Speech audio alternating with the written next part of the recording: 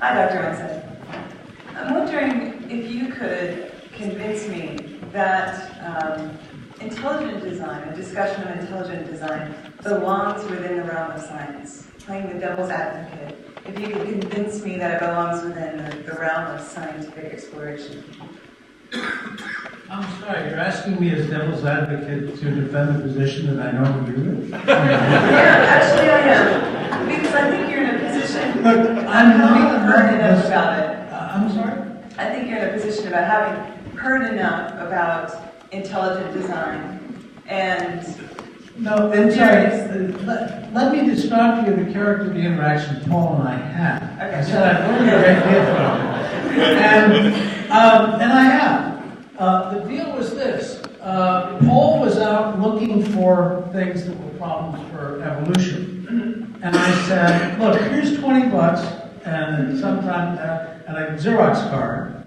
And anytime you find anything that looks interesting, make 2 copies. Make one for yourself and one for me. And then let's talk about it. Well, I'm still here and I'm a thoroughgoing naturalist. So that's the character of our interactions, and I don't think either of us would want it any other way. So I'm not, what you're asking me is, what would have to change for me to say, let's consider intelligent design? That's another question. Let's go with that. Okay. All right, let me say 2 things. I agree with Sahotra's in-principle claim that in principle evolutionary theory is falsifiable. And the way in which it's falsifiable is you discover that this mechanism isn't working very well, but you've got to look for another. But the question is, will that mechanism fall outside of the realm of evolutionary theory, or will it end up being assimilated as part of the machinery? And my bet is it will end up being assimilated as part of the machinery. Why? We've made a lot of progress since the ideal gas law was first proposed in the early 19th century. We've developed statistical mechanics, we've developed theories of turbulence, we've got all kinds of corrections that show that it breaks down under high temperatures and pressure and so on, but it still works in its domain.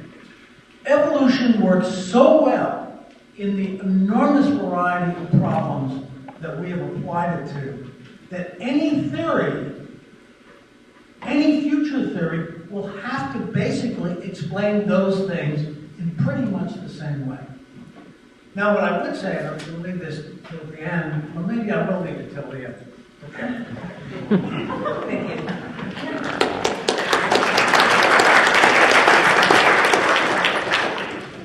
Okay. Richard Dawkins, the famous evolutionary biologist, said that whoever doesn't believe in evolution is either stupid, uneducated, or wicked. Paraphrasing what he said. And you implied something of the same thing. So could you succinctly summarize, why it is that makes Paul Nelson suggestion about science irrational and dangerous?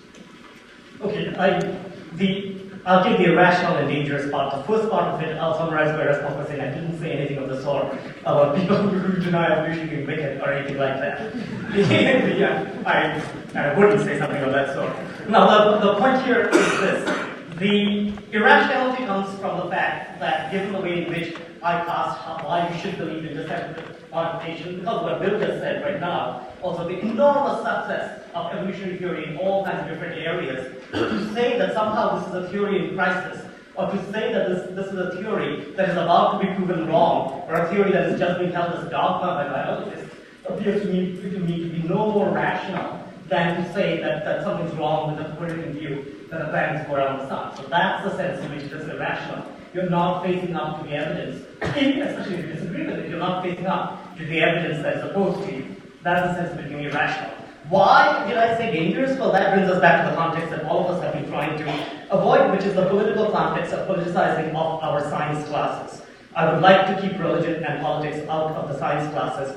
I would like it not to be the case that we ever have to deal with things like the Dover case again. I would like it not to be the case that there are people going around trying to dilute the teaching of evolution, teaching of science in general in our high schools. That's the sense in which I think the Discovery Institute and many of it's not all, but many of the members of the Discovery Institute have played an extremely negative and dangerous role.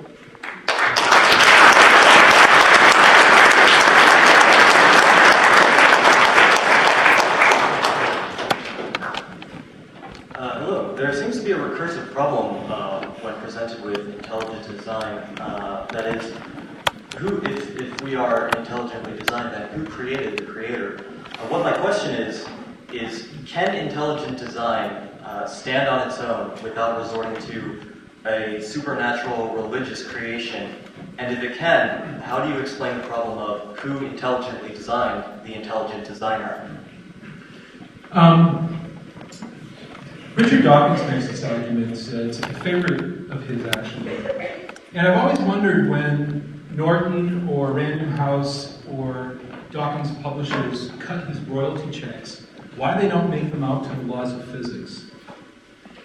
After all, if it's irrational to explain a simple thing in terms of a more complex thing, then Richard Dawkins didn't actually write The Blind Watchmaker. The laws of physics did, and his royalty checks should be sent care of, the American Physical Society or something. The fact is, we do explain simple things in terms of complex things all the time. And your question presupposes that there's a preferred mode of explanation, which is that we always explain the simple or the complex in terms of the simple. But what if it's the case that it's exactly the opposite?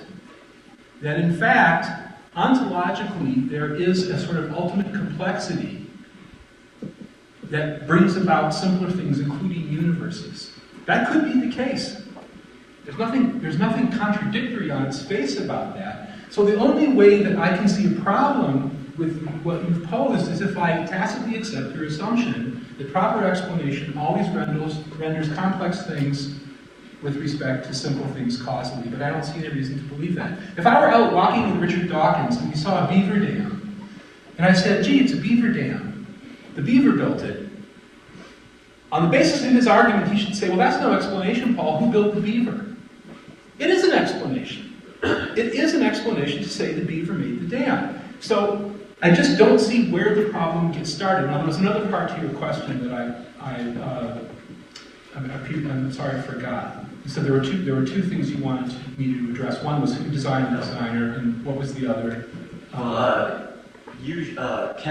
Is there a scientific basis for intelligent design theory that does not involve a religious creation and at the same time can explain if life itself is created by some other life form who's an intelligent designer, then don't you have the same problem of who designed the life form that is that intelligent designer? Right, so I see it actually did fit into the other question.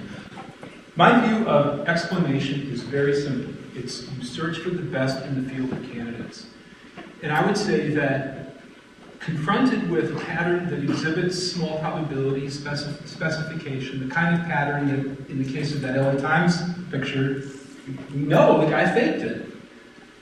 If that's rational and reasonable in every other area of our life, that pattern of reasoning. In fact, in this country, we strap people to gurneys and put chemicals into their bloodstream and stop their heart because we identify them uniquely as the cause of an event, a capital crime, that no one saw them commit.